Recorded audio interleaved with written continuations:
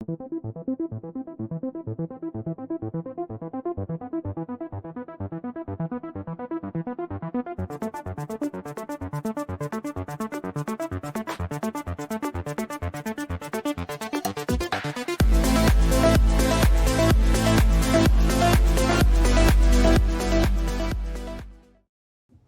we're back with another episode of NBA Observations. Yeah, it is a catchy. I forget which area. Where I grabbed. I think I grabbed it from YouTube Music, but yeah, very catchy beat. And again, shout out to Tuff because he made it his exercise workout music. He clipped it, made it an hour long, and it's just like I can see that. Yeah.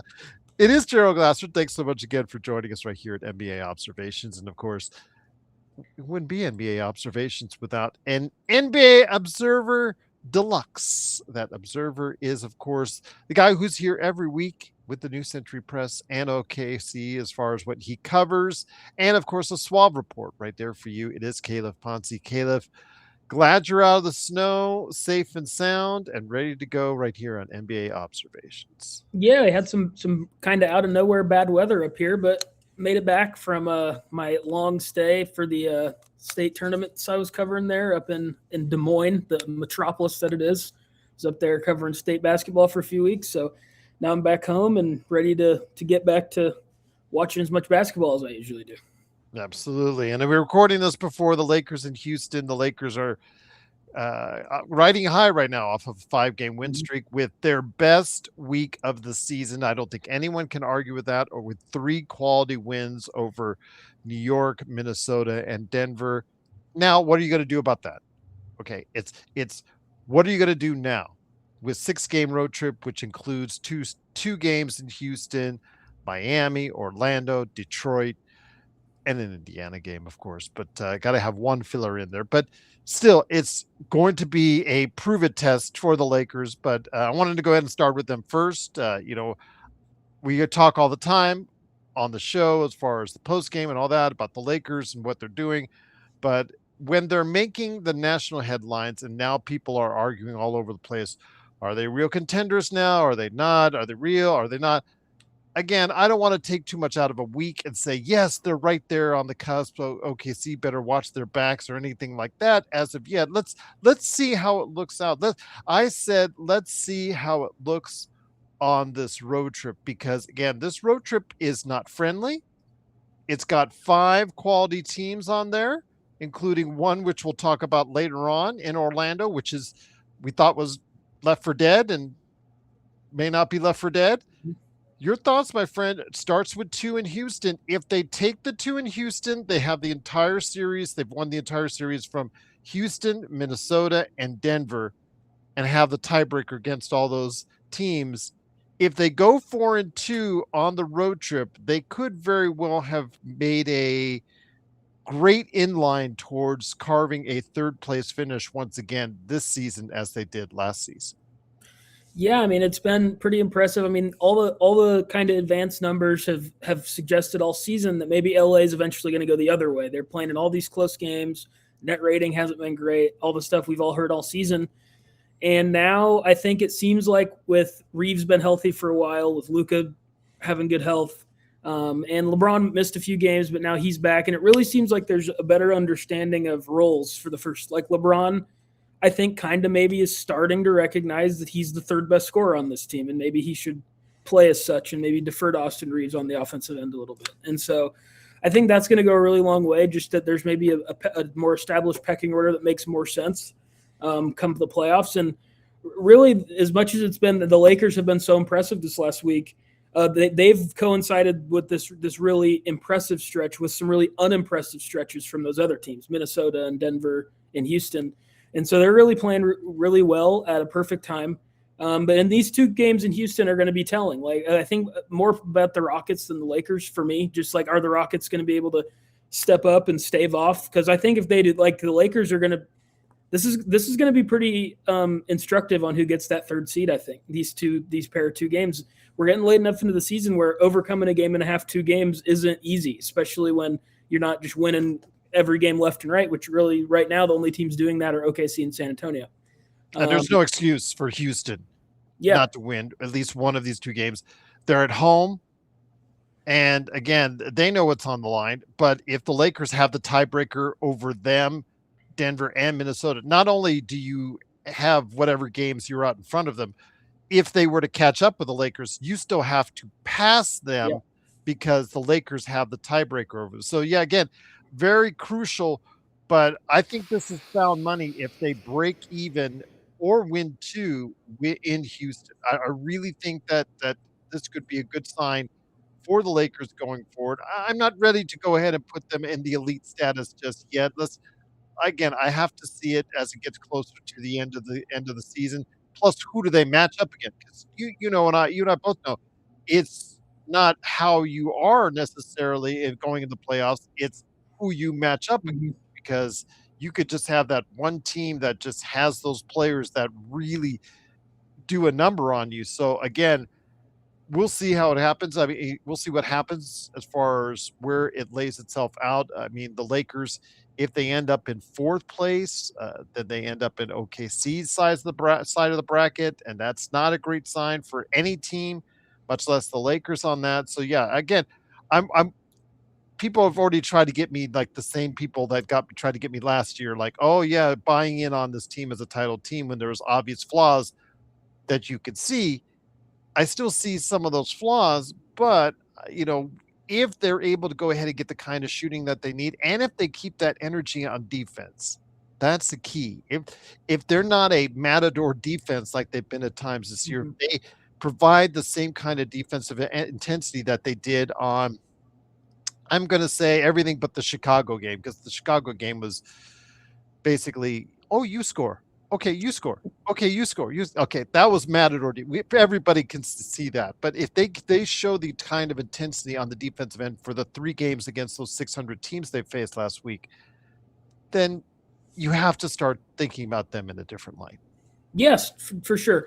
I think for any of these teams, including the Lakers in the West, this group that has kind of emerged with how it is this season, Phoenix is always kind of cast aside, and I'm just going to continue to do that. It maybe feels dismissive, but I just don't think they're going to have the horses come the playoffs, quite frankly, to be considered in this group with the Lakers, the Rockets, the Timberwolves, and the Nuggets. They've just kind of been really close to each other in the standings for most of the season.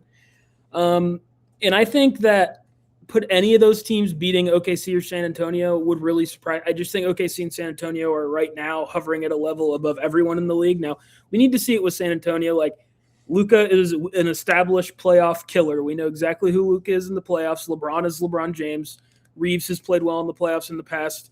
So like they have all this experience, and San Antonio has essentially no experience. So if they were able to get to that second round, at least I don't think completely eliminate them, just because we haven't seen San Antonio in that spot. I would be surprised if anyone other than San Antonio is able to beat OKC with how they've played since SGA has gotten healthy. But that's not here nor there, and that's not to take away from this stretch from the Lakers, because it really has been really impressive and beyond anything that I thought we were going to see from this team. I mean, I've been pretty public on here with I thought the next iteration of the Lakers that I could see winning multiple playoff rounds was just going to be whatever this post-LeBron future is, where they have this cap space open and they have figured out what they want to do around Luka. Maybe they figure out a way to pull off another LA miracle and get Giannis or someone like that. Maybe who knows what that could be. The Lakers always seem to figure it out.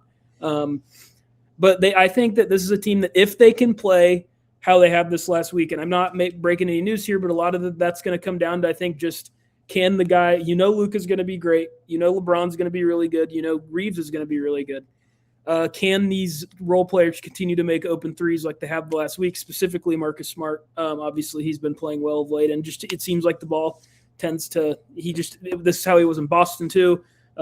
He just seems to always play a role in late games because teams just kind of sag off him and let him make open threes. Again, I'm not the first one who's been on a podcast to say that this last couple of days, but it's really just because I don't think there's a ton to look at other than like that's what it's going to come down to. The excellence you're getting from your 3 guys, I think, at this point. They seem to have figured out, at least for this week, they seem to have finally figured out, like, okay, this is how we should play together to make it work and not feel clunky and not make it feel like my turn, your turn. I think that's been a struggle for a lot of the season when all 3 have been in.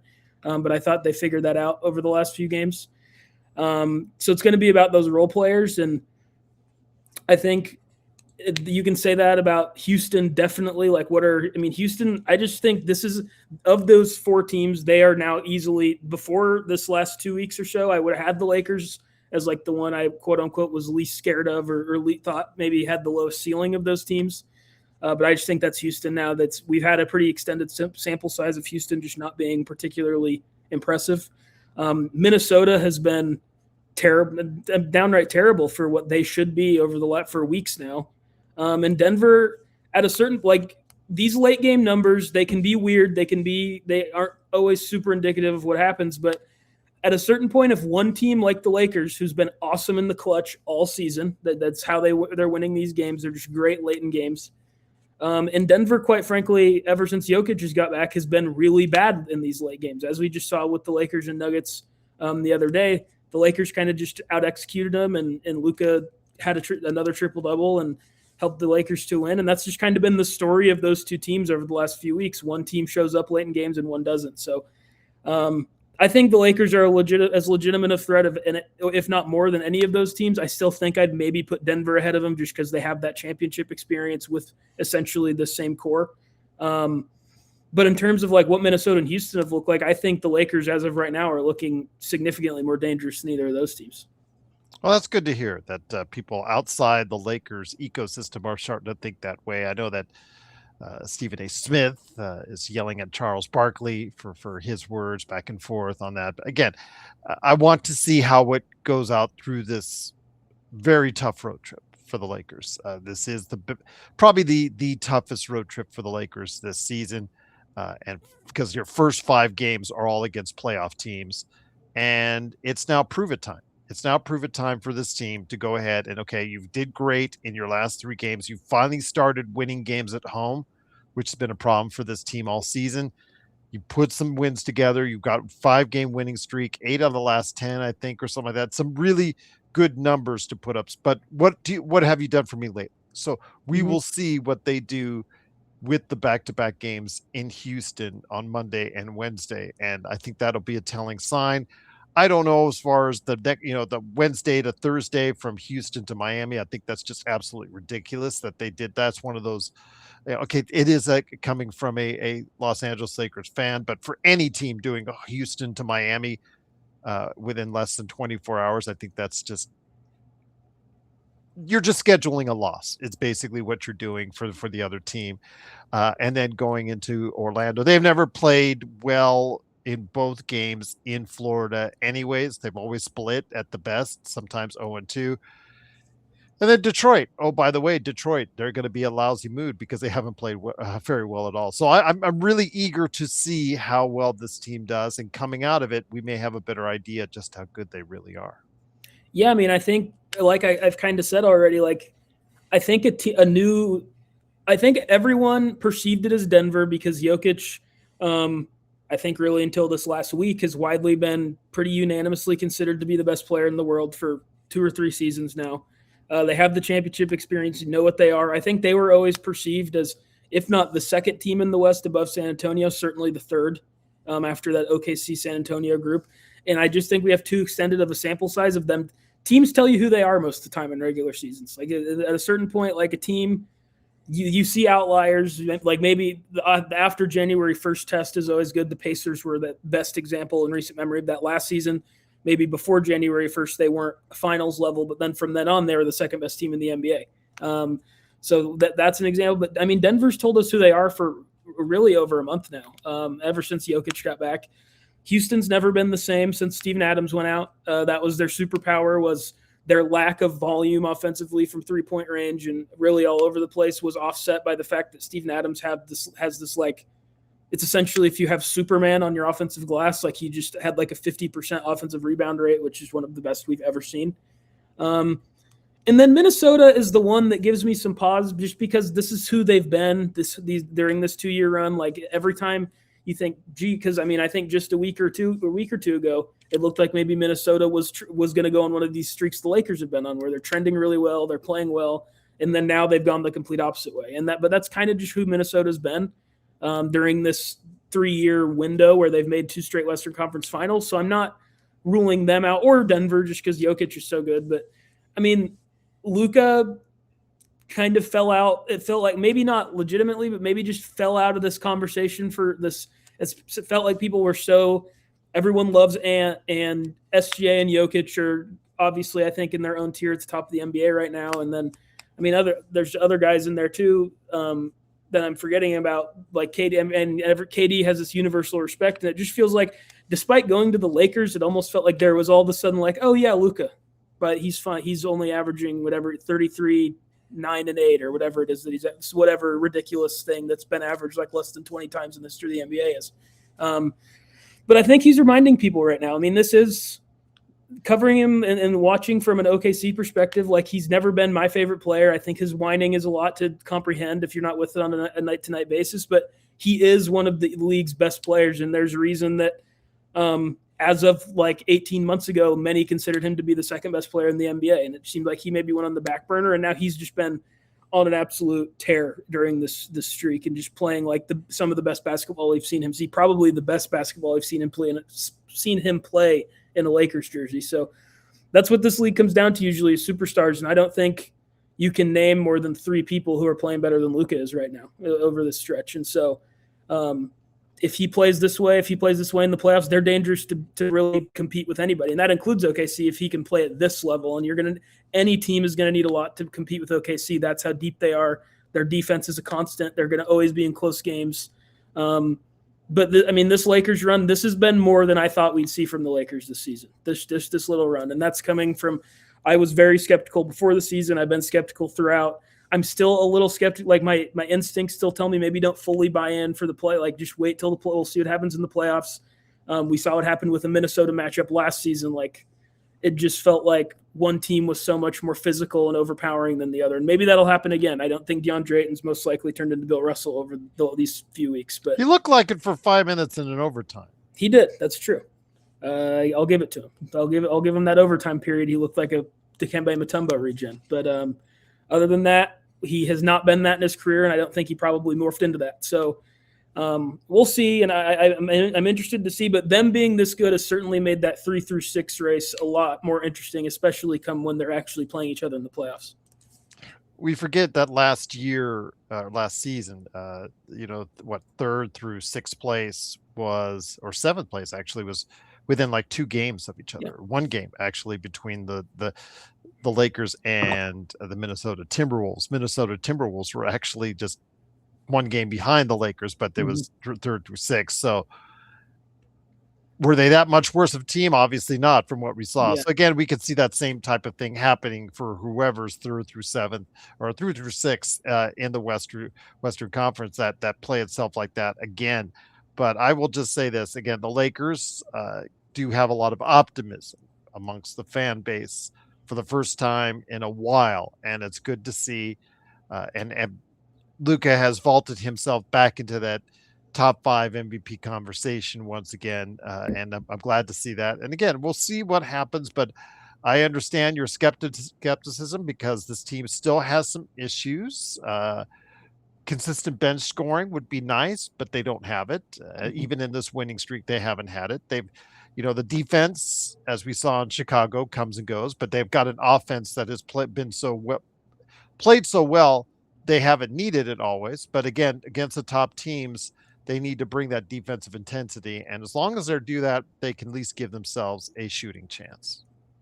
Yeah, I couldn't say it better. I don't really have a ton to add. I agree. I think when you have a player like Luka, and for me, honestly, I think we'll probably talk about this a little bit later, but I feel like barring injury, MVP is all but sewn up for SGA at this point. But I think after that, it's a really interesting conversation. If he can play like this through the rest of the season, he should be in conversation for that 2nd or 3rd place spot. And I mean, I've been the first to be critical of him and say the defense is pretty terrible and at a certain but if you're 3rd in the West and average what he is and is really playing just phenomenal basketball over the last few weeks, he should be in discussion for that 2nd place. Because if the Nuggets are 6th in the West, they're 6th in the West. And I get like it's a game or 2 and maybe that shouldn't matter a lot, but I believe it does. Like you're all on it. All these teams right now are essentially on an even playing field, other than the tiebreakers, which Luka has gained over all of these people and as the primary engine. So I think SGA's first. I think it's probably still going to be Luka's just going to have an upward battle to get above fourth just because of what Wemby's doing, and Jokic just kind of, no matter what his team's performance is, because he's so good. But I mean, he just feels like he's pretty penciled in for a lot of people up there, pretty much no matter what. But in my opinion, he should be considered up there for second. I think the Jaylen Brown momentum got a little out of control where people were saying he should be second. Like, no, he shouldn't probably even be top five. Cade Cunningham. Yes, Cade Cunningham. I think he should be in the same conversation. They've just fallen off on the wrong time at the wrong time for his MVP finish chances, unfortunately. But yeah, I mean, I think Luka's clearly should be in this top four, if not really competing for that second spot in MVP race if the Lakers continue on this hot streak, get through this road test you've talked about with maybe they only drop one or two of them because, like you said, I mean, so there's a schedule loss in there essentially, and it's really hard teams. It's really hard for anyone to get through that above 500 even. So if they can get through that maybe at 4-2, 5-1, then he should be right up there in that second place discussion to me. Once again, it is Calif Poncy. Please go ahead and check out what he's doing today at the New Century Express and also as well the Suve Report. So the team that you cover on the Suve Report, the OKC Thunder, by the way, have kicked it back into a higher gear. They've gotten a little bit of health back, not all the way, but they've gotten a little bit of health back. AJ Mitchell has come back, played very well. Jalen Williams is still out, but SGA, he broke the record last week, beating Will on the consecutive 20-point game streak. I know that there was one the other day where, he came in and kind of, they did a Bam Adebayo thing to try and make sure he got 20 points. But okay, all right. It's a bit aggressive. The Bam, it's not a Bam Adebayo. Okay, it doesn't matter because again, it's just another 20-point game. It's comparative to the 83-point game. I don't mind as much because it's just 20 points. If you're just getting to 20, that's fine. All right.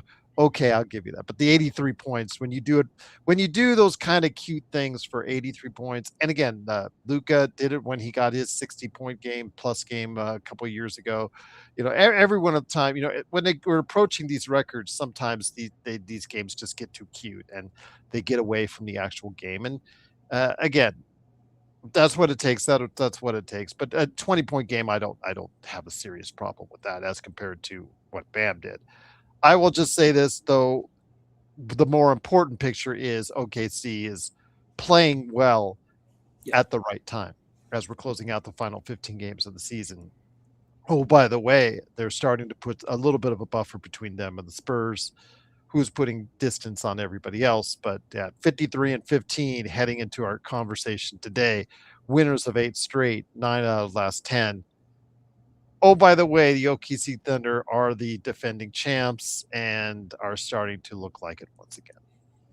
Yeah, I mean, I thought people were being relatively – because there was a stretch when the Thunder were below their superhuman standards that they've, made for themselves over the last 2 regular seasons, really 3 if you count this year.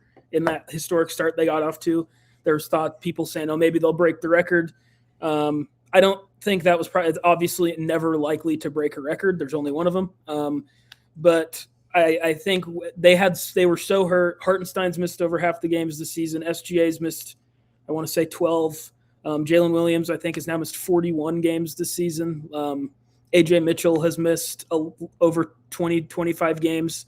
So they were just really hurt, and I thought people were being a little dismissive of that when they were just throwing are we sure this is the team? It's like, well, I think that they showed when they were relatively healthy, still minus Jalen Williams, but relatively healthy for that 24-1 start. Granted, really easy start to the schedule, undoubtedly, especially as the season's gone on. That's become more and more evident. But still, they showed who they were, and now they are again. And I think this really all comes down to AJ Mitchell. I think until someone watches the Thunder maybe 4 or 5 times, it's really hard to get a grasp on how overnight he became so important to what this team does. Someone, I don't remember what podcast that I was listening to that was said on, but I don't want to say maybe it was Tim Legler on Bill Simmons said this, but he said that he almost sees it as a sign of respect for when OKC puts Mitchell in that starting lineup because he's just such a good offensive player, and he really – the thing that's even more shocking about him, because you could maybe not this, where I think if he was a starting point guard on Washington, for example, I think maybe we'd be looking at a guy who could average 25 points a game. Not necessarily on great efficiency, it doesn't matter. But I'm just thinking this is a really high quality player that they have offensively. And you could see some signs of that last year when he played the regular season before he got a toe injury. But defensively, he just wasn't ready. And now this season, he's not as good as a Cason Wallace or Crusoe or a Dort or even an SGA probably. But he's a really good defensive player who holds up on anyone. He does not make your defense worse. And so him being back and then just giving them another guy you can trust with the ball in your hands has been really important. And them kind of stealing Jared McCain at the deadline right out from under Philly's noses has been huge too. Like OKC, even Isaiah Joe, as good as he is, when you're watching it, this is just my opinion, others could have a different one, but when you're watching it, like McCain just feels like he can never get better. I don't think this is likely, obviously. If he didn't get better again throughout his whole NBA career, if he's just what he is right now forever at 21 years old, he's a knockdown shooter who is great at shooting off screen specifically, which OKC just didn't really have. Isaiah Joe comes and goes a little more than McCain does so far. So having a guy like that, and I mean, if you remember, I wrote right before the trade deadline that I just thought for OKC to unlock what it could be, it really should try and add another shooter. SGA's on-offs with Isaiah Joe his whole career have been unbelievable because the one problem with OKC has really been they have people who can shoot, like Lou Dort can shoot, Cason Wallace can shoot, Chet Holmgren can shoot. No one denies that, but they're streaky. They're not exactly knockdown by any means. And so adding another knockdown shooter was huge. I thought maybe he could play a role this season, but he's pretty much, as of late, completely supplanted Aaron Wiggins in the rotation. Like he just has taken all of Wiggins' minutes because of how good he's been offensively, and he holds up. He's the worst defender in the Thunder rotation by a wide margin, but he's like not a complete traffic cone. He kind of stands in the way at least. Like he's not just one of these shooters who can't what Luke Kennard has been maybe before this Lakers stop, where I think he's been a little better than expected defensively with the Lakers. But throughout his career, he's been really a pretty porous defensive player. That's kind of what I expected with McCain, and that's just not the case. He at least stands in the way. And so I think getting those two people in this rotation, and then the real thing with this equation has just been the level SGA's gotten to, specifically at the end of these games where he just feels really inevitable in a way that very few players ever have. Even the all-time great players, even guys like Luka, and Ant, these guys who I think are going to go down Hall of Famers, all-time great careers. He's just reached a level of inevitability that's really scary for the rest of the league. And the step-back three he's added makes him a pretty unstoppable offensive player when it's going in, and he's shooting his step-back three at like 45% this season. So I think all those things put together are happening at the right time, and they still have Jalen Williams to come back and add to this mix. So, OKC's playing some of their best basketball of the season right now, and I think it's really on the back of how good SGA's been. But people are just really comfortable with their roles. Mitchell's back to give them a secondary ball handler.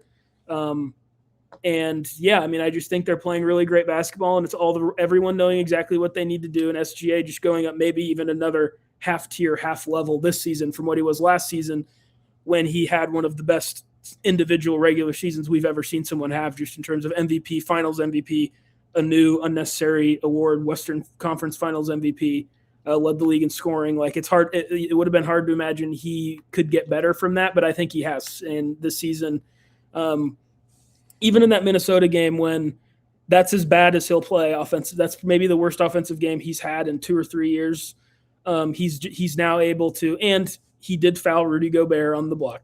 Like there's no doubt about that. But he's a really impactful, pesky defensive player when he wants to be, when he's maybe realizing he's not doing what he normally does on offense. And he's really leveled up, I think, gone up a level as a playmaker this season. He's never going to be a playmaker on the scale of like what Luka can do with these skip passes and the lobs. It's just very few ever are going to be able to be at that level, and SGA never will be on that level as a playmaker, I don't think. But I do think he's ascended to where he's maybe in that second tier of like lead guard ball handling playmakers. I think he's really gone up a level, and that's helped OKC a lot. So long-winded answer just to say I think SGA playing the best basketball he's ever played, mixed with the addition of a knockdown shooter who's playing really well, has really just in health, in general health, getting back has really, this is, I think, who OKC's kind of been all year, and now they're just finally healthy, other than Jalen Williams, who made All-NBA last season. So it's still a relatively big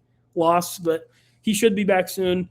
I'm sure maybe those around the league wouldn't want this, but I hope he can come back and keep that hamstring healthy, because OKC still does miss him a lot, just in terms of having someone else other than SGA to create, even as good as AJ Mitchell has been. So he should be back soon, and we'll see if anyone can mess with this OKC team when they're healthy, but no one's really been able to all season when they've been fully healthy at their best, other than San Antonio.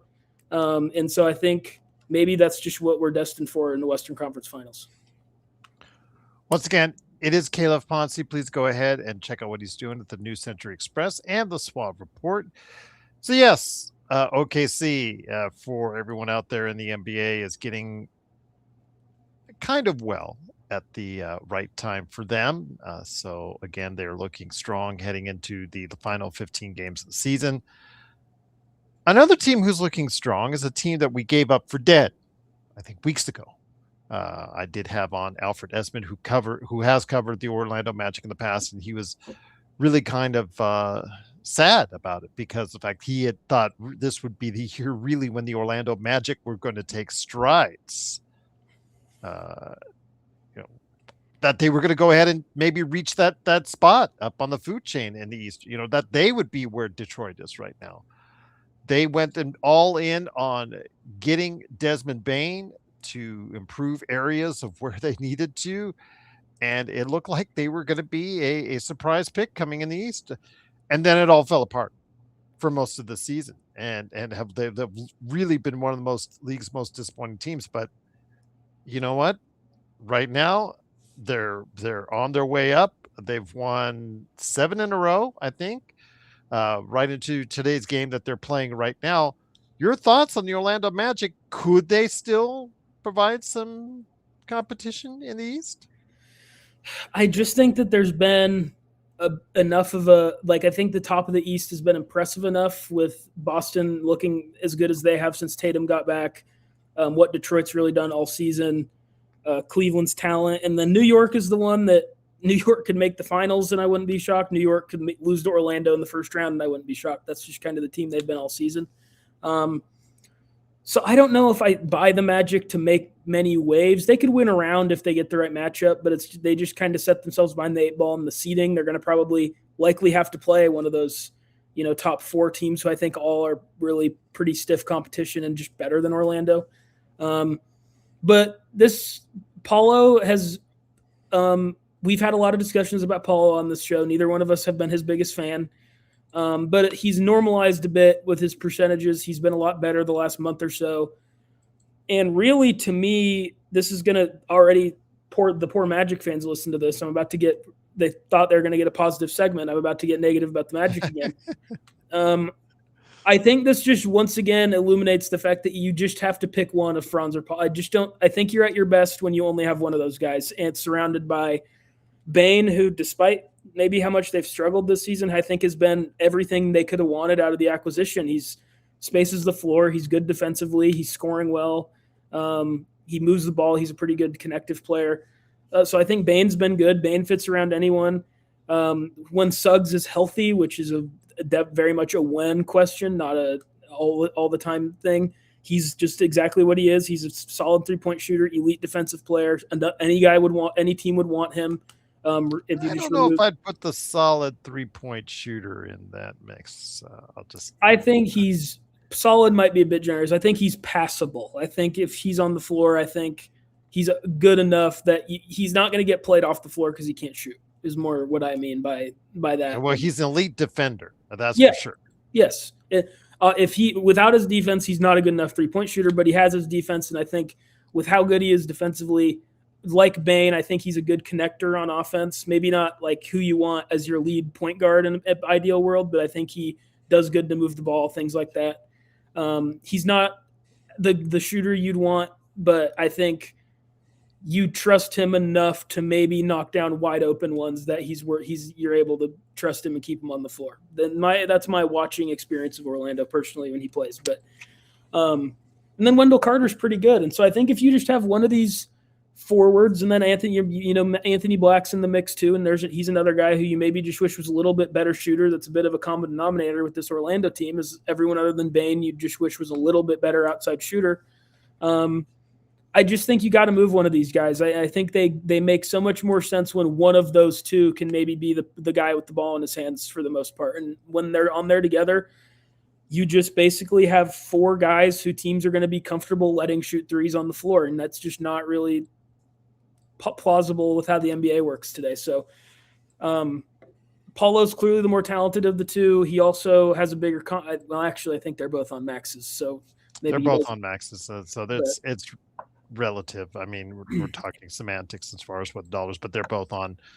I think maybe Paulo's a little higher because he was drafted higher, but other than that, it's relatively the same thing. So, and it does get easier to trade him after. I think maybe he had a poison pill thing in his deal if he got traded during this season, but now I think that goes away after this season. But so I think fortunately for Orlando, you have an identity and it's clear what this team can be.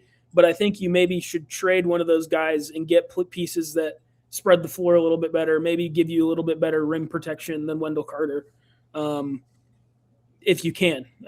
That's just what I would say. But so I don't necessarily think I buy this team as a contender. Again, I think teams kind of tell you who they are, and they've told us who they are all season. They're not ever going to be a great offensive team. They're really physical. When Paulo's making really hard shots, their offense is passable with how good their defense has been, and their defense has gotten a bit better. Obviously, they've set the expectations really high the last few years. It was disappointing the first half of the season. It's been a little bit better of late. Maybe still not the elite.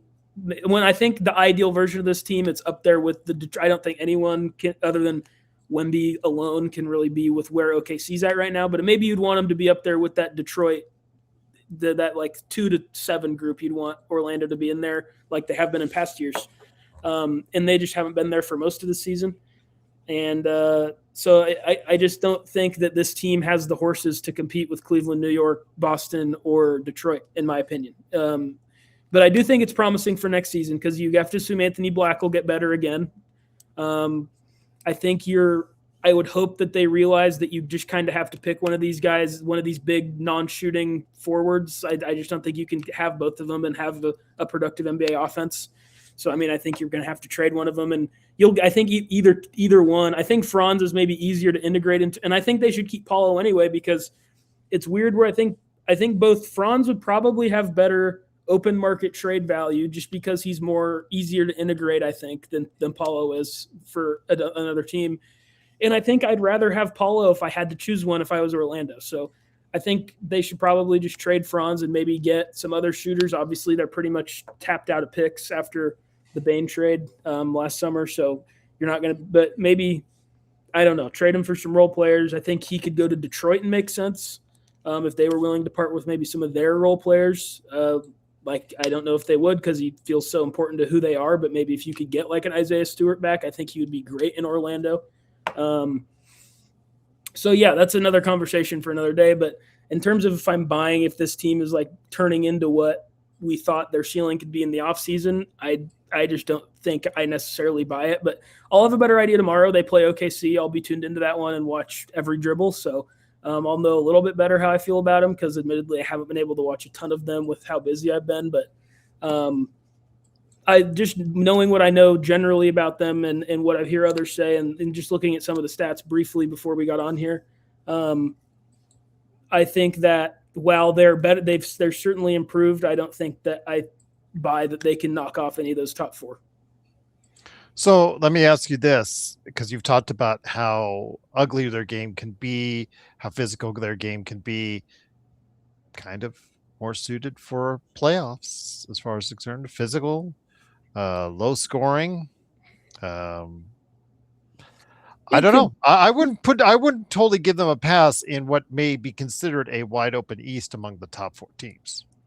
I mean, I see what you're saying. I just think in the East, like Boston, we know what Boston's going to be. I just think Boston has too much pedigree to think they could beat Boston, and nor are they likely to play Boston, but in the first round at least. But I don't think they're going to beat Boston.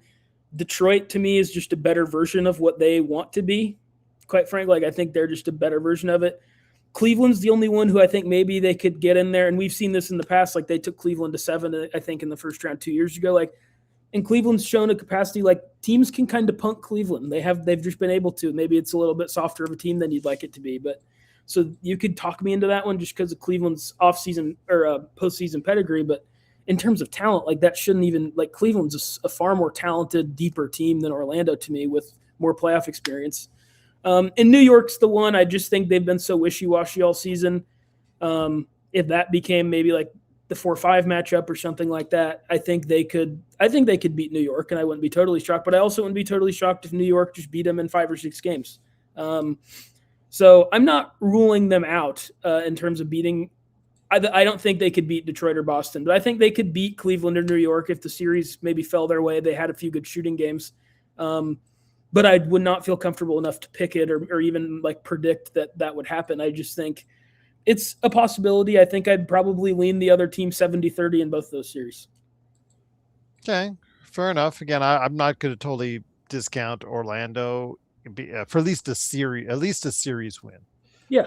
At least a first round win. But I don't going far into these playoffs. No, I don't see them at that length, but they could muck it up. They're a team that wants to muck it up in a 7-game series. So I could see them pulling off an upset, at least in one of the rounds, simply because they make things so ugly and so physical that the other team just can't match it.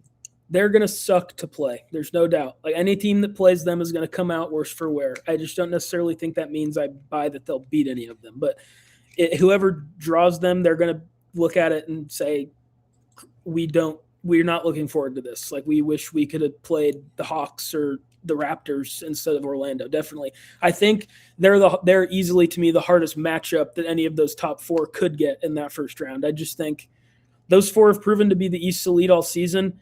The only one my instinct all season, I mean, when we were on here, I think 3 weeks ago, I still predicted New York to go to the finals. Like my instinct has just been to trust New York's going to figure it out, kind of in like a Minnesota vein in the West, just kind of trust New York's going to figure it out in the playoffs. They've been there now multiple years. They have a coach who, while maybe he doesn't have a lot of success, he's been in a lot of playoff series.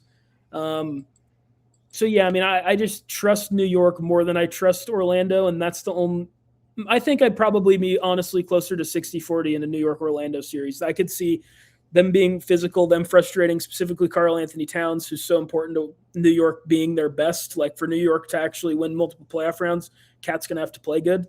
And them, if Suggs can be healthy, them hounding Brunson on the perimeter. We'll see maybe Brunson's is up there with the best of them with SGA and Luka and enforcing that contact and getting to the line when you're maybe go a little over the line with them. So I just still think logically I lean New York there, but I don't think I should say, I think there's a clear separation beginning to happen for me between, despite their recent slide, Detroit and Boston at the top. And then I think there's a little, not a solid line, but like a dashed line between them and then New York and Cleveland to me. That's just kind of what's happened with how great Tatum's continued to look. I think I honestly feel pretty strongly that I think Boston is the best team in the East come the playoffs.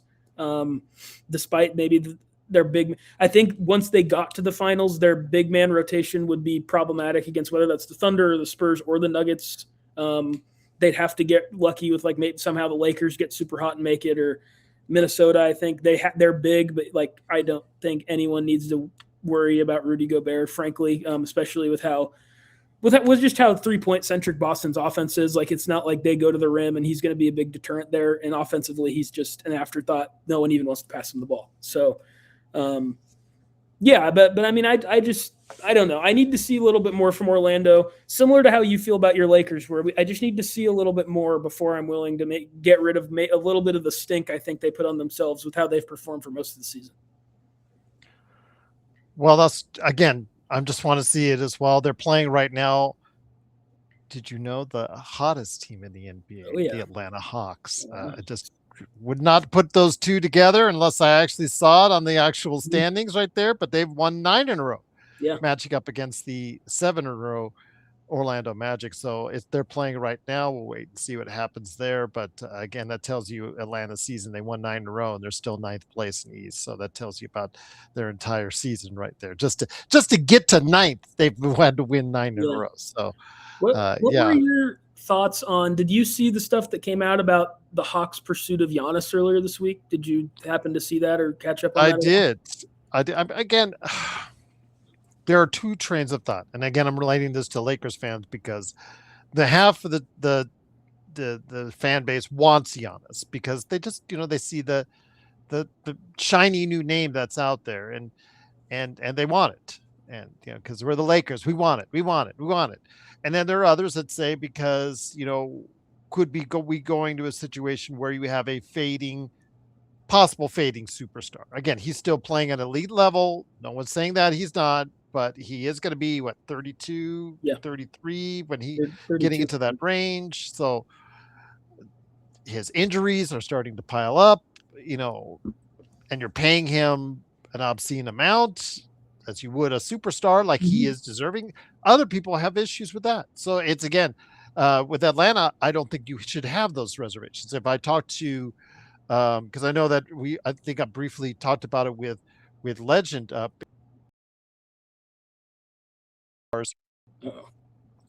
I briefly talked about it in the past with Legend, and I just thought that it's really not good as far as what they have as far as a base. So they have all this potential, but they don't have any way to really materialize it into a upper level team. So you have all this talent.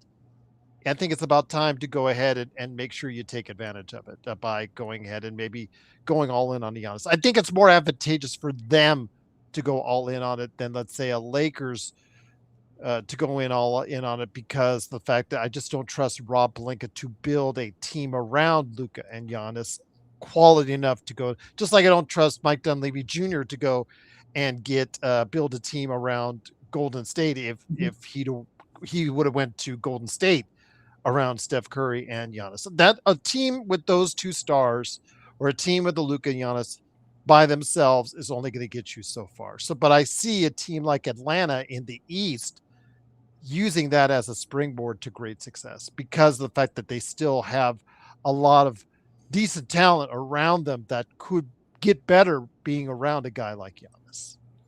Yeah, I agree. I thought the most interesting part of that was just how highly they think of Jalen Johnson, which they're right to. Like, I don't think they're out of bounds with how highly they think of him. Just how quickly I feel like he's ascended to being, because I didn't disagree with anything I read that they said about him in there, where they said he's only, I think what is he, 23 or 24? And they said he's a burgeoning MVP candidate, possible guy in his own right. And I think I agree. Like he's really an elite player. But I agree with you where I think this, like, Onyeka Okongwu this season has been great. Finally, all that potential we've been seeing since he was in high school is finally kind of starting to be realized as this both ways big. Nickeil Alexander-Walker has been an A+ signing that, the Timberwolves, every day they look at the ESPN box score and see that he's scored another 20. Like, they just have to feel terrible about letting him go. Getting Kuminga for free is great. Like I was pretty bold on here and saying it felt like there was like this weird swinging doors thing with him where everyone for a while was on the same page where they're like, he's a talented guy. And then I think because everyone just subconsciously, rightfully trusts the Warriors, said, well, yeah, but we're talking about him too much. Like, he doesn't deserve all this talk, and he didn't deserve as much as he got.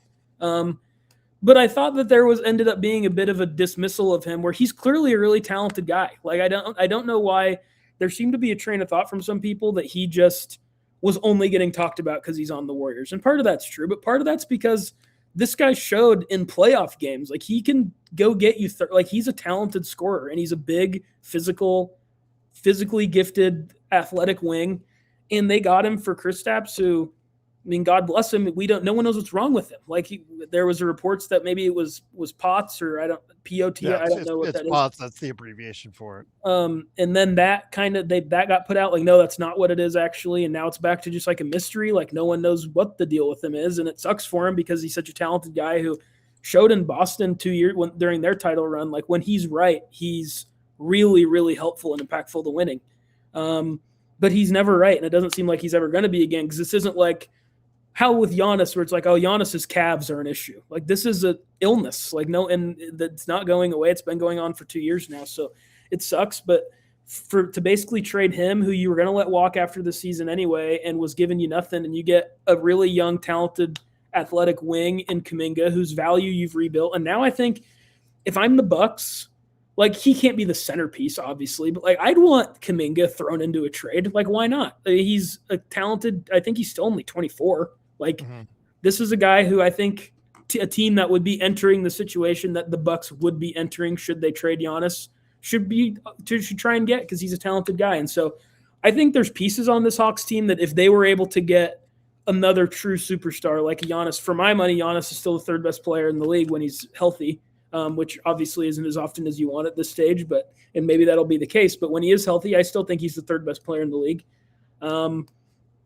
And I think that there's a really easy, like, this New Orleans pick is still going to be top hat. They've played a little better lately, but not really. Like, they'd still suck. And you're going to get a top half of the lottery pick out of this team most likely. So that could be part of it. Dyson Daniels could be, like, I think there's this, if they were to get Giannis without giving up, they clearly have said we're not giving up Jalen Johnson. I wouldn't trade Nickeil Alexander-Walker, not because necessarily I think, well, you wouldn't trade Nickeil Alexander-Walker for Giannis, obviously, but just how good his contract is. It's one of those deals. They signed him up for, I think, 4 years, and he's on just an awesome deal, and has shown that he can be a lead point guard this year and be a solid defensive player and a good scorer. I think that if they were to get Giannis, the completely hypothetical Atlanta Hawks, who've been completely hypothetical for like 4 years now, I think that they would finally become like a real team to watch I think anything now, it's a lack of shooting, which is why I think, again, you need to keep Okongwu, you need to keep Nickeil Alexander-Walker, because they're the best shooters that are good. Like, Kispert's the best shooter on the team, but you can't play Kispert a ton of NBA minutes. He's just not good enough defensively. So I think if they can do that, if they can keep the four, if they can have a starting lineup where 4 of it is Alexander-Walker, Okongwu, Jalen Johnson, and Giannis, that's a really good team to me. And you have to fill out the rest of it, as you said, as we're seeing with how deep OKC is, how deep San Antonio is, how deep Boston is when they're healthy, Detroit. Like, you can't just do this 2 stars and a couple guys thing anymore. It's just not how the NBA is set up right now.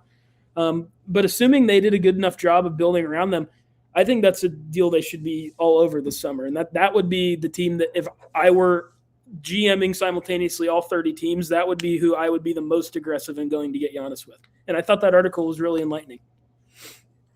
We'll see, but I agree with you. I think that they need to go ahead and make a push for Giannis, because if any team, I mean, I haven't put really a whole lot of thought into for which teams would benefit Giannis or would benefit from a infusion of Giannis Antetokounmpo the most. I do, just off the top of my head, I think Atlanta alongside Jalen Johnson. And if you can keep Nickeil Alexander-Walker as a triumvirate, I think that does, in the East, make them much more of a contender in the East if you build around that going forward. But we'll have to wait and see. But yeah, I think if you could keep Jalen Johnson and Giannis as your front line right there, you'll probably have to give up Okongwu in a trade like that. And then Kuminga and, like you said, some other pieces would have to go in that type of trade, plus a whole bunch of draft picks. But I do think, that you could have enough still left over to build from there. Yeah, I agree. I don't know why. I don't remember why that sprung to my mind. But I just thought that was something that we should discuss. I still feel like Jalen Johnson kind of slides under the radar a little bit, just how good he's become so quickly.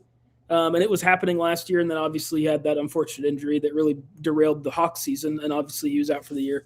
But he's been healthier this year, and he's become, I think he should probably, if they make the playoffs, he should probably be on an all-NBA team, or at least be in conversation for it. Absolutely. I agree. So yeah, again, we will see what happens with, of course, Giannis Antetokounmpo, but Orlando right now facing off against Atlanta, 2 of the hottest teams in the NBA. Who knew? But yeah, right there for you. Again, checking it out indeed. But before we head on out, my friend, I wanted to go ahead and hit up you on a couple last things. before we get to March Madness, I wanted to go ahead and hear your thoughts because the league, according to Shams Charania, is gearing towards a vote at the end of this month or near the end of this month for 23 out of the 30 owners have to approve it, but a yay or nay vote on Seattle and Las Vegas being added into the mix. And whether they're hot or cold on Las Vegas, the fact that they should probably most of them should be hot on a Seattle expansion team. I think that's the key for this. And I really think that the fact that the valuation for these teams would be 7 to 10 billion, and of course, the NBA gets a lot of upfront money from that gets distributed. I don't see this getting turned down. I see just the fact that the NBA likes its money and its opportunities, and with rising costs and rising ticket prices, I don't know how much revenue is revenue going to go flat? Is revenue going to still go up as far as ticket revenue? This is a nice way, and I've said this for a while now, this is a nice way to earn an easy payday for the league and its owners. Yeah, I mean, I'm very pro expansion. I think there's enough good players that these teams could field. I mean, we're seeing like when teams already don't, like, if you don't want to be competitive, you don't have to be competitive right now. Like, and that's a decision teams make. But the Wizards, who just allowed Bam Adebayo to score 83 points, like, if they were trying, they have 2 all-stars on their roster. Like, that's just kind of the state. Like, Michael Porter Jr. was a borderline all-star in Brooklyn. Utah has Jaren Jackson and Laurie and Keontae George. They have 3 all-star level players on their team. So, like, I think the league is more than talented enough to add 2 teams. I think likely it'd probably be Minnesota to go to the East, which just because you get a huge darn ant to go to the East instead of the smoldering what's left of the Memphis Grizzlies. And I think that would be good for everybody. So I think this is great. Seattle deserves a team. Obviously, like, having a Seattle OKC thing, having a Seattle Portland thing, like, those both immediately become really interesting rivalries again, just like Seattle Portland used to be. Obviously, those Seattle fans would want to come with a bulldozer and tear down the new OKC arena the same year they'd be coming into the league. And that would be great. OKC's always done a really good job where OKC doesn't even claim Seattle's history, so they would just get that right back, and they'd be able to have their championship. They'd be able to have their retired numbers. They'd be able to have everything they left with. And I mean, yeah, if someone's willing to pay $7 to $10 billion for a team, and that means like $18 billion or whatever gets divided amongst the other 30 owners, I'm pretty sure they're probably going to pass it. I mean, these are all businessmen at the end of the day. So exactly that they are. And I think it's good. Like, I think it's good. I think both of those I mean, I'll be interested to see Vegas. But the Aces do, I think, about as well as any WNBA team does. The Golden Knights obviously have become popular. So it's like you've said, when these teams, I think they're the biggest draw in the league, at least one of the top 3. The Golden Knights are. So yeah, and the Raiders, despite the fact that half the team or half the stadium is the other teams, they do have one of the highest NFL attendance rates in the league as well. In fact, the stadium was the second largest drawing stadium in the entire planet last year. So, I mean, for what it's worth. So we can bring them in. And now with the baseball team, the A's coming in there, and half the, Dodgers games will be Dodgers blue there. It will not be green. Okay. I even saw, they had an exhibition game the other day with the Angels and the A's. And the Angels with the red dwarfed any green for the A's. Nobody in Vegas wants this team. Only that's a political thing, so I won't go into the politics of it. But again, nobody in Vegas cares that the A's are coming. Like, I feel like the NFL's a draw. Like, almost every NFL stadium sells out because everybody just wants. The NFL can do no wrong. Everybody always wants to go to NFL games. That's just a safe investment. Plus, you have that awesome arena that's hosting WrestleManias and hosting concerts and anything you could possibly want to host. It hosts. But yeah, I mean, just in terms of your point you made to me earlier this season, I thought was a good one. Where these teams that are like the A's. They completely have alienated their Oakland fan base they hate the A's now. They say, we don't want anything to do with you. We're glad you're leaving. It's so contentious. Go play in Sacramento. You can't even play here till your stadium's ready. So the A's don't really have any fans in general. We'll see if when they get to there, it improves a little bit, but it doesn't sound like from what you're saying it's likely to. But I think if you give a Vegas team, and plus, I think there's long been rumors that LeBron would be involved in maybe owning that Vegas team when it came, or his Fenway Sports Group that he's a part of would be involved in that buying process. And if that's the case, that's a whole nother level of buzz where you get a bunch of PR from that. So I think a Vegas NBA team would be fine. And the thing with baseball games is it's like baseball games, like it's improved with the pitch clock, but like baseball games aren't really a thing. Like, let's just go to it's like 4 hours long. Like you can go to an NBA game, be there for 2 hours, especially in a place like Vegas where I don't know, would they just be playing? Where would they play? Do we know where they'd play? Would they have to build a new arena? Probably they would build a new arena. Maybe until then, the T-Mobile Arena, because the T-Mobile Arena has. Well, let me tell you this. Okay, first there's the Thomas and Mack for the U of E runner-ups. They just finished the Mountain West Conference there. They could play in the MGM Grand Garden Arena because they've hosted the Pac-12 when the Pac-12 was something. Back forward, they could go up the street to the Orleans, and the Orleans Arena that also hosted a. That's like a 8,000, almost 10,000. Actually, it's over about 10,000 seat arena that has hosted basketball tournaments. Where the Las Vegas Aces play, they play in the Mandalay Bay Arena. Now that's a truncated arena. My daughter has been there a few times for their games. It's a very compact area, but that seats about 8,000 people. But that sells out every single game there, so they draw well.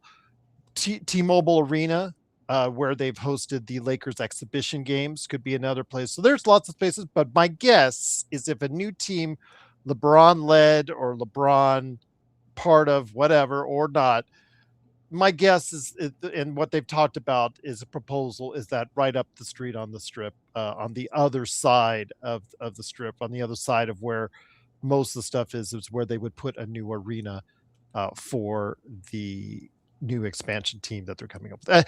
Finding a spot doesn't seem to be a problem. Let's just put it that way. Yeah, but so I mean, I think basketball in Vegas makes sense to me. Like the in-season tournament doesn't really count. Like it's just weird. It's quick. It's short notice for fans too. Like you just kind of like, well, I guess we'll go to Vegas next week. Like and they'll support it too because it's a homegrown thing. Yeah, and so I think Vegas is. Seattle speaks for itself. I think everyone who follows the NBA wants a team back in Seattle. They deserve a team. Even though I cover and have liked OKC since I was like 7 years old, like Seattle should Oklahoma City as a town should not have a team while Seattle doesn't have a team, but they do.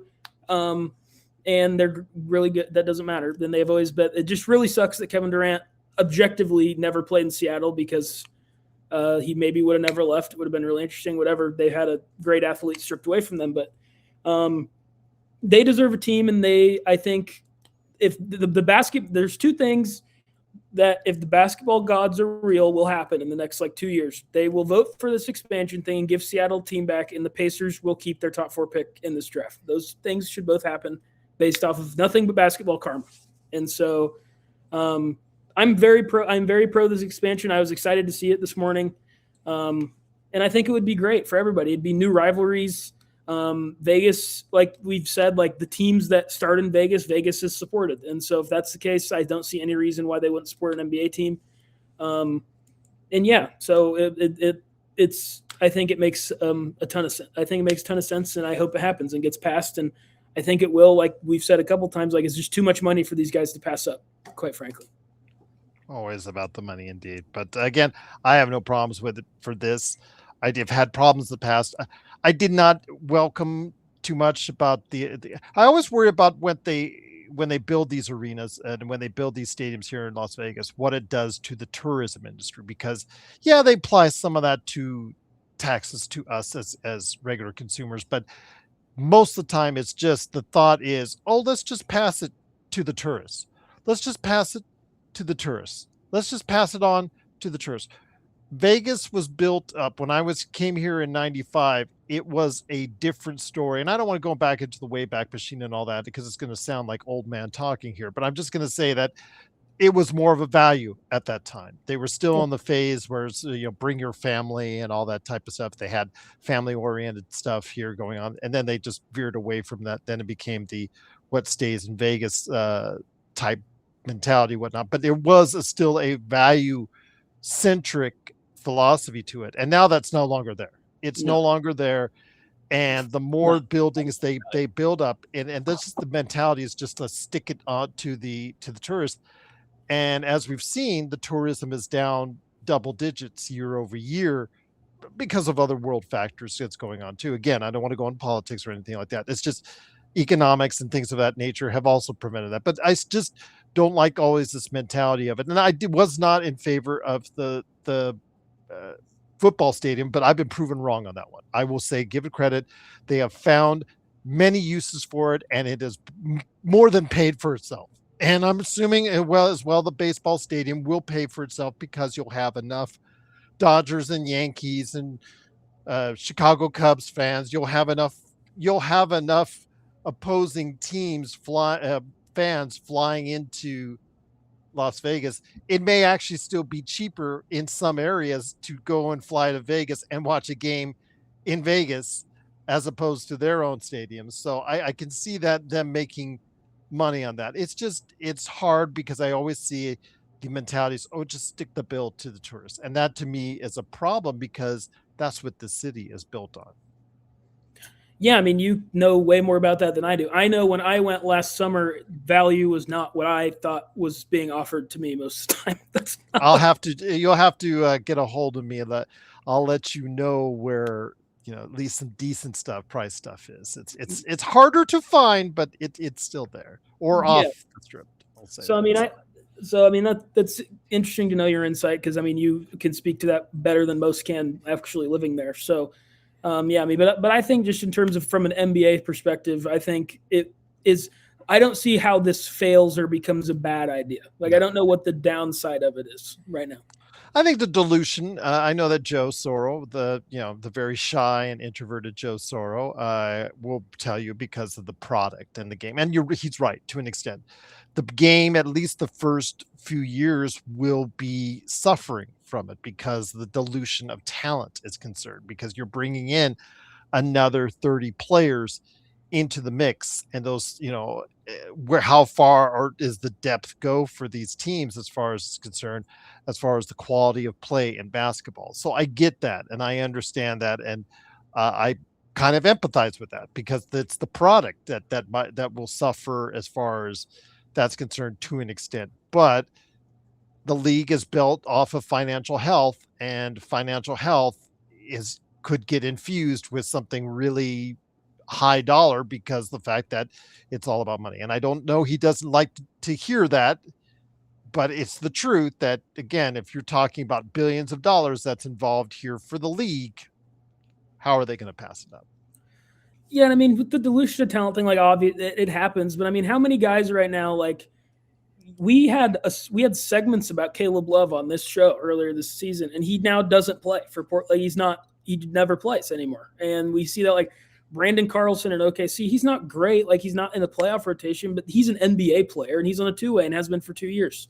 And that's not to mention Dennis Jenkins is on a two-way at the start of the season. Every year we see more and more of these two-way successes. I think it's good. I think 30 more spots in the NBA is fine. I think there's enough players that we just see on two-way deals right now that say that the Supersonics come back and they get their 15, their 13, whatever it would be from the expansion draft, and then they sign Caleb Love straight to a standard deal off a two-way. Caleb Love can play in the any other era of NBA talent, that he's an NBA player who plays 10 minutes a game. He can score the ball. We've seen him. He can go out there and score 30 in an NBA game, and he just doesn't play on a team that's not even good. So, I mean, I think that it's true that it would obviously dilute talent, of course, but I think that with how healthy the league is, just in terms of how young the faces of the league are, how talented how loaded these two draft classes in a row are going to be, where it's we're not talking about all-stars in this class coming up. We are talking about, as prospects, people who are perceived as potential all NBA level talents. And I think there's 4 of them, not to mention there's always guys in the late lottery who pop up, whether that's a Darius Acuff, who we'll go into here in our March Madness thing, or Mikal Brown, or whoever you want it to be. Like or it'll be someone that's like 13, where we see a lot of these all-stars come from. So I think that basketball hasn't been in this good of a place talent-wise in a really long time. And if there is any time that the rosters and the league's talent pool could take this hit and add 30 more players, I think it's right now. I mean, even guys like Mac McClung, who I don't think he's a good NBA player, but like he did, like last week, he had like 40, 10, and 5 in a G League game, and he can't get on a roster. Like, he can't stay on a roster. Yeah, sorry. Well, he can't get a standard contract on a roster. Yeah. So, I mean, and that doesn't mean he's a good NBA player, but the fact that he's not able to be the 13th guy on a bench somewhere, like that's pretty crazy relative to where the NBA was even like 10 years ago. I mean, you saw guys for those Warriors Cavs teams were like 7 guys deep that were playing in the finals. Now we're in this league where teams are 11, 12, 13 deep in some cases with OKC and Detroit. And so I'm not as worried about the talent dilution thing as I would be in most eras. I think right now that honestly, like 30 more guys in the league is probably just 30 more guys who deserve to be in the NBA right now. And it's just so deep that they can't get their shot. Now, if it were I'll just say this on the baseball stadium, one last thing, and if it was the Dodgers coming here to Las Vegas or the Angels, okay, maybe I would have a different tune or a popular team that I know generates a lot of income coming to here. That's a different story. Not the Ace. Type in Google lowest attended MLB games, which actually right now my phone just did. And you'll find that Oakland is on quite a few of those lists. Yeah. And it's for a reason. I have seen, they call it the Oakland Mausoleum for a reason. I mean, I have seen just like empty stadiums during a random game on a Tuesday night, at Oakland Auditorium, at Oakland Stadium, excuse me. But yeah, it's a concern I have, but again, I think they'll make their money back because of the fact that there'll be so many, fans from other teams flying to Vegas. It's an easy hub to get in and out of to go ahead and be able to do just that. So, but will people like go all out on the Las Vegas A's or whatever they're going to call themselves now? Not yet, unless you start winning. Now, if they start winning. Yeah. We saw with the Aces. The Aces, when they came here from Detroit, okay, it's great. But then they started winning championships, and it's like, whoa, watch out! Everybody loves the Aces, so everybody loves a winner. I get that, and I understand that. The Golden Knights, why are they such a great success story from off the bat? They won right away. They were actually in that summer. They were begging people the summer that they started to come and watch their games, and they were active out in the community, introducing themselves. So yes, they have a blueprint for how to make success right away, and I'll leave it at that. But before we head on out, my friend, one of the best weeks of the year for college basketball, March Madness. And why does that affect us here at NBA Observations? Because we do have to observe what's going on in March Madness. So not only our eyeballs are on our teams in the NBA, our eyeballs are what's going on as far as the March Madness is concerned. I made a group for ESPN Tournament Challenge. If you guys want to go ahead and join it, please do so. It's still available for next couple days, I believe, I think it's Thursday, the deadline on it. So yeah, I started a group. So if you want to go ahead and stop on by, I've made my picks. I'll go ahead and I'll announce it later on the air. But again, it's going to be a crazy time. I'm sure, like I always do, by the end of the weekend, I'll have my usual gif of the dumpster fire putting out there like I always do. So that being said, thank goodness I don't ever bet at a sports book on the NCAA tournament. I did once. I learned my lesson. No more. Yeah. No more. So with that said, my friend, the reason why we also have to keep important, not just because it's fun, not just because it's energetic, because I love to see the kids 20s, 18, 19, 20, just as you see in the high school, just that energy, you feed off of it. It's just so great to see, especially when they go and they travel, whatnot. But you get to see these teams and you get to see these players who in some cases will be taking that next step in the NBA draft. Your thoughts, my friend, because again, it's going to be very interesting to see, especially at the top. We've talked about Peterson, Debansa, Boozer, these guys are at the top of the mock draft. Peterson's supposed to be the real deal, but people are a lot questioning his work ethic and his, fragility, for lack of a better term. Everybody seems to love Debansa, but can he take this BYU team that's a 6 seed far into the just a lot of narratives? And then, of course, also as well for the rest of the like for your OKC Thunder, which could have 2 picks right in the middle of the first round. It'll be very interesting to see how these teams and how these players fare out in March Madness. Yeah, I mean, from an NBA perspective, like it's not even just that we have a lot of freshmen who are really relevant. Right in this turn, like it's guys who, in the case of Debansta, in the case of Acuff at Arkansas, in the case of even Keaton Wagler at Illinois, Mikael Brown at Louisville, like these are guys who not only are going to be lottery picks, these are really fun players. These are like quintessential college, go get a bucket, go be the best player on the floor guys who are going to make huge plays. And like Acuff, I mean, I came out on here and I was a little skeptical of him a few weeks ago. I still think he's really small. He's really, really, really bad at defense, but we can work on that at the next level, I guess.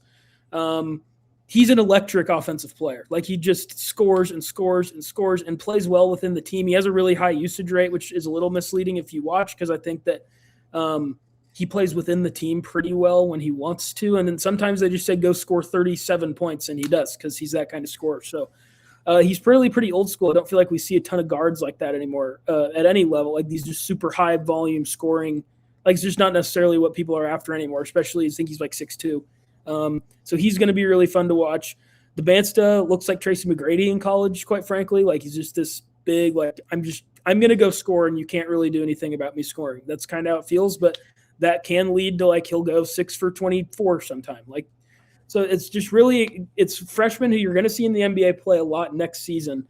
And it's also guys who are really entertaining and fun to watch. And so those two things don't intersect all that often, really. A lot of times these prospects, like it's a guy like Flag was exciting, but a lot of what makes Flag special is that he's such an elite defensive player. And that's great, but like it's not – I mean, we see this with how people talk about OKC right now. Like people don't necessarily love watching elite defense all the time. Like it's not – the most fun thing to watch. And so this season, there's elite defensive players you can pay attention to if you want. Like Cenac at Houston is going to be a really good defensive big at the next level, in my opinion.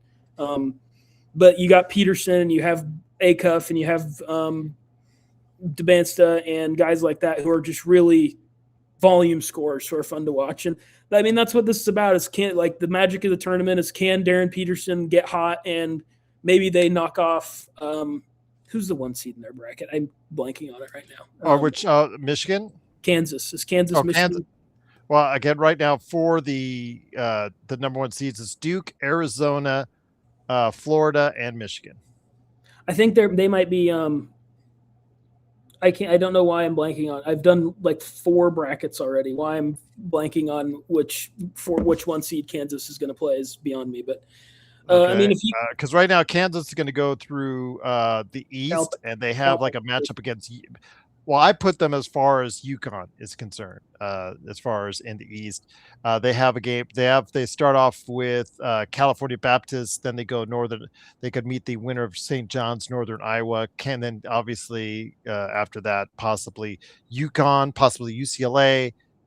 Whatnot. So that's who Kansas. Yes, I mean. Can Darren Peterson catch fire and single-handedly beat his 1 seed? Like, who knows? He can. He's that talented. We'll see if he does. And so this is a really rare intersection to me where I think the last few years, outside of last year's Duke team, which obviously now we know was led by 2 elite NBA future All-Stars with Knuppel and Flag.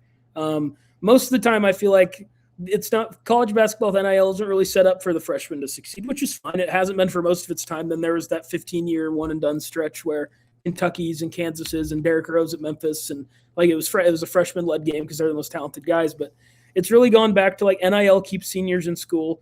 And this year's a year where I think that maybe the freshmen won't win. I think like teams like Michigan has I don't think really plays a freshman in their rotation that's an NBA guy at least, and they're like some metrics say they're historically great. Arizona has Burries who's rising and Coreupt who's kind of fallen off that are both freshmen, but really they're built upon like their senior guard, Jaden Bradley, won Big 12 Player of the Year. So I mean, it's really set up for seniors maybe to win it, but you're going to see some really high impact freshmen. And I think if you're just keeping an eye from an NBA perspective on guys who you're going to see next year who could get hot, I think Acuff is one of those. He just showed that last week. Like, he could just have three tournament games in a row where he scores 35 and has 8 assists. He's that type of offensive talent. DeBansta, obviously, Peterson. I've already said the names. But so, I mean, we'll see what happens. I'm really excited for it. It's always a really, really fun week. For my picks, I'm leaning towards Arizona. That's where I've gone in my brackets that I'm actually trying to win with and not just having fun with. I think Arizona really deep. I always really love when I'm doing my brackets, I always look at what teams have really good guard play, because it's never as many as you'd want in college. A lot of times it's their guards turn the ball over a lot. Arizona has like 4 guards who are all good. So that's always a big deal for me, plus the rebounding that they always have at Arizona. So I'm leaning towards Arizona for mine. But I'm really excited to see it from both just to watching college basketball and the tournament specifically is always awesome. And then also from an NBA perspective, like it feels like there's going to be a lot of freshmen in big spots that are going to be in the lottery in a few months. So should be a really fun time to watch, really, especially this year. I have Arizona in my Final Four. So I'm still going back and forth and wavering on how far in the Final Four, but definitely looking forward to seeing how well they will play without Bryce James, indeed. So yes, we will see. I had to put that in there. Sorry. It is, of course, Calif Poncy. Calif, anything to report on what you're working on with the New Century Express or Suve Report? I did put out an article last week in the wake of SGA's one of his games. I think maybe it was the Denver game when he had 35 points, 15 assists, and no turnovers. It just felt it was just kind of about how he had his moment. It felt like he had his moment where he's always been, he's never been the most popular player online or anything, but I think that was kind of a moment where everyone had to look at it and be like, well, he did that on 4 free throws. Like, I don't really know what we're going to complain about now. And there's kind of the acknowledgement that this is an all-time player. And I thought that he really had his coming out moment where now all of a sudden over the last week, you're hearing people on the biggest podcast talk about, is he better than Nikola Jokic, or is he 1A, 1B with Nikola Jokic? And that just really wasn't happening on a widespread scale until that moment against the Nuggets, where he really hits basically 2 game winners in the last 10 seconds. So I wrote that. I'm sure I'll have something else coming out here before too long, but that's kind of what I would tell you guys to look for my NBA stuff that's come out recently. Always great to have you here, my friend. Always great to catch up on what you're doing, and always great to hear what you're putting out there on the Suve Report and the New Century Express. It is Calif Poncy. If you want to fill out one more bracket, you can stop on by ESPN, because again, I got the link up in the description for this video, and also it's right there in the notes for the channel. So if you guys out there want to join me, I have put out there for ESPN Tourney Challenge. Looking forward to seeing how many games, because I'm not going to say days, because it's just a matter of games before it goes up in flames. Yeah. So every year. Yeah. If you go chalk, that's the year the 12-5 upsets happen. If you go the 12-5, I'm feeling it. This team really did well. I know it doesn't have the greatest, SOS or the resume as far as the chem pop or whatever they call it, type of the numbers you have to rate against, as far as strength of schedule and things of that nature. And okay, I get it, I understand it, but sometimes you have a feeling. You've seen the team once or twice. You think, okay, they're coming in with 28 to 30 wins. They could really get by a couple teams, and then you start feeling it, and then they go ahead and lose in the first round. So again, I do not know. I know there's going to be upsets, but it's so hard to predict which ones that are out there that are going to happen. So yeah, seemingly always a 12-5, seemingly always an 11-6. Sometimes you get a 14-2. Yep. There you go. We're in agreement. Yeah, we'll see. Yeah. Thank God again. One time. Never again put money on it. Yeah, there you go. Absolutely. But once again, it is Calif Poncy. Actually, we had 2 guys last year in our group that was in the top 10% of just people worldwide. Nice. That qualified for. Yeah. So they got like 90 something % of their bracket. And it was just like, Indeed. So, yeah, if you guys want to stop on by, please, again, ESPN Turley Challenge. I put the link in the description for this video, and I've also put the link out there in the notes on the channel. No excuses for you guys. So, if you're into March Madness, please stop on by as well. But Calif, great to have you here as always, talking some NBA observations, and I'm looking forward to the next time you can stop on by. March Madness, NBA Madness, it's just madness on the basketball court, which we like to see, as always, as we always try to provide the best in NBA observations.